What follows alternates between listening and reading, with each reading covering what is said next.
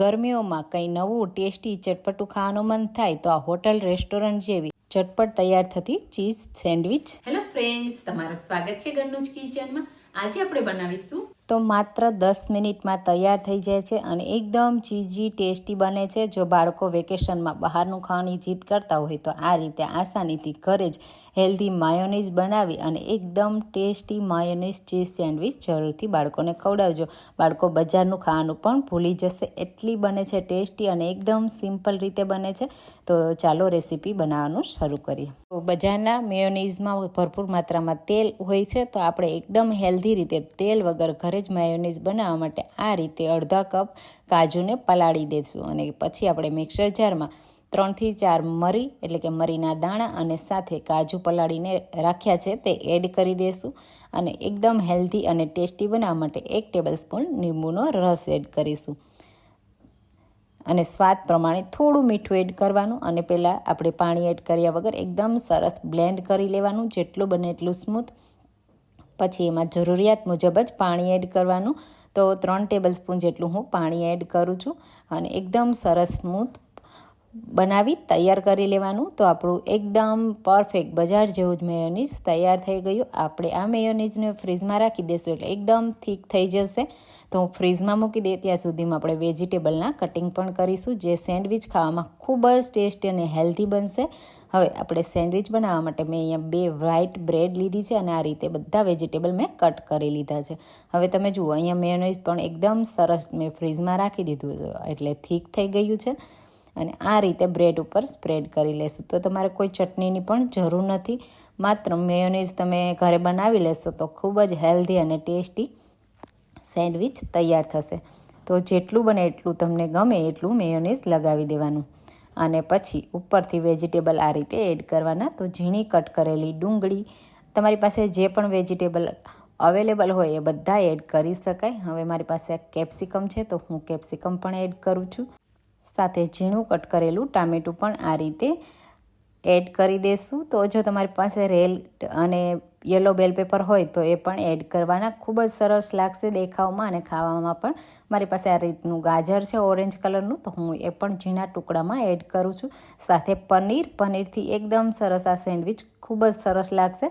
તો જો હોય તો જરૂરથી એડ કરવાનું. આ રીતે પનીર એડ કર્યા પછી ઉપરથી મસાલામાં આપણે થોડું મીઠું એડ કરીશું અને બીજા મસાલામાં આપણે ચાટ મસાલો, એકદમ ચટપટી આ સેન્ડવિચ લાગશે. અને હવે આપણે એકદમ પરફેક્ટ હોટલ રેસ્ટોરન્ટ કાફે જેવી બનાવવા માટે આપણે એમાં થોડા ચીલી ફ્લેક્સ એડ કરીશું. તો આ છે પિઝા જેવો તમને ટેસ્ટ આપશે. સાથે ઓરેગાનો અને પિઝા સિઝનિંગ પણ સ્પ્રિંકલ કરીશું અને ઉપરથી જે આપણે તૈયાર કર્યો છે તે મેયોનીઝ પણ આપણે એડ કરીશું. તો આ રીતે એડ કરવાનું, બીજી બ્રેડ ઉપર પણ તમે લગાવી શકો છો અને એકદમ સરસ ક્રીમી ટેસ્ટી આપણી સેન્ડવિચ તૈયાર થશે. ઉપરથી આપણે ચીઝ પણ એડ કરીશું, પણ હું તમને બતાવીશ કે ક્યારે ચીઝ એડ કરવાનું. હવે આપણે એને શેકવા માટે લઈ લઈશું. તો શેકવા માટે મારી પાસે આ રીતનો નોનસ્ટિકનો ગ્રીલ પેનનો તવો છે, હું એમાં શેકું છું. તમે સાદા તવા ઉપર પણ શેકી શકો છો. થોડું ઘી લગાવી દઈશું તવા ઉપર અને એક સાઈડથી આપણે હલકું શેકવાનું, બહુ વધારે નહીં. તો થોડી મિનિટ માટે જ આપણે એને એક સાઈડથી થવા દેવાનું, પછી આપણે એની સાઈડને ચેન્જ કરી દેવાની. તો તમે જુઓ આ રીતે ગરમ પણ થઈ જશે બ્રેડ અને સરસ એવી હલકી ક્રિસ્પી પણ થઈ જશે. હવે એના ઉપર આપણે ટોમેટો સોસ અથવા તો પિઝા સોસ પણ તમે સ્પ્રેડ કરી શકો છો. જો ઘરમાં નાના બાળકો હોય અને આ સેન્ડવિચ ખાવાના હોય તો તમારે આ રીતે ટોમેટો સોસ જ સ્પ્રેડ કરવાનો. પિઝા સોસ થોડો સ્પાઇસી હોય છે એટલા માટે.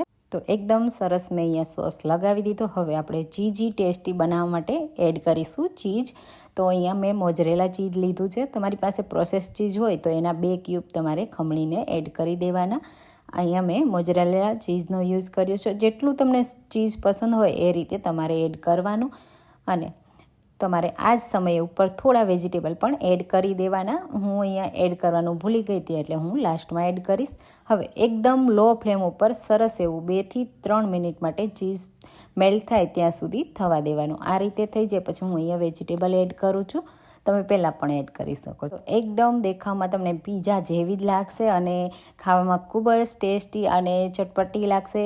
નાના બાળકોને જો પિઝા બહુ ખાવાનું પસંદ હોય તો તમે આ રીતે ઘરે જ હેલ્ધી પિઝા સેન્ડવિચ જેવો જ ટેસ્ટવાળી સેન્ડવિચ બનાવીને આપજો. બાળકો ખુશ થઈ જશે અને નાનાથી લઈ મોટા બધા ગરમીઓમાં આવું ટેસ્ટી અને ચટપટું ખાવાનું મન થાય તો આ સેન્ડવિચ બનાવવા જેવી છે. ઉપરથી આપણે થોડું ચીલી ફ્લેક્સ અને પિઝા સિઝનિંગથી ગાર્નિશ કરી દઈશું અને જે રીતે હોટલ, રેસ્ટોરન્ટ અને કાફેમાં કટ કરીને આપે તે રીતે આપણે કટ કરીશું. તો એકદમ આ રીતે સરસ એવું કટ કરી લેવાનું. તમે જુઓ એકદમ પરફેક્ટ ક્રિસ્પી બની ગઈ છે અને નીચેથી બળી પણ નથી. ખાસ તમારે એ પણ ધ્યાન રાખવાનું શેકતી વખતે ચીઝ મેલ્ટ થાય ત્યાં સુધીમાં બળી ન જવી જોઈએ નીચેની સાઈડ.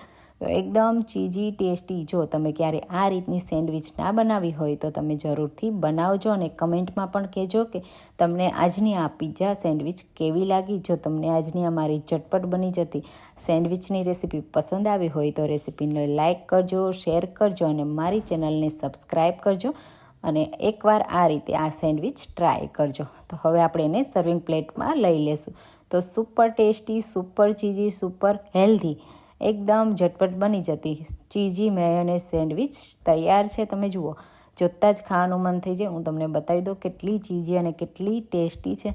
તો બસ માત્ર તમે આ એક સેન્ડવિચ ખાઈ લેશો તો તમારે જમવાની પણ જરૂર નહીં પડે, એટલી ટેસ્ટી બને છે. તો ટ્રાય કરજો. Thank you.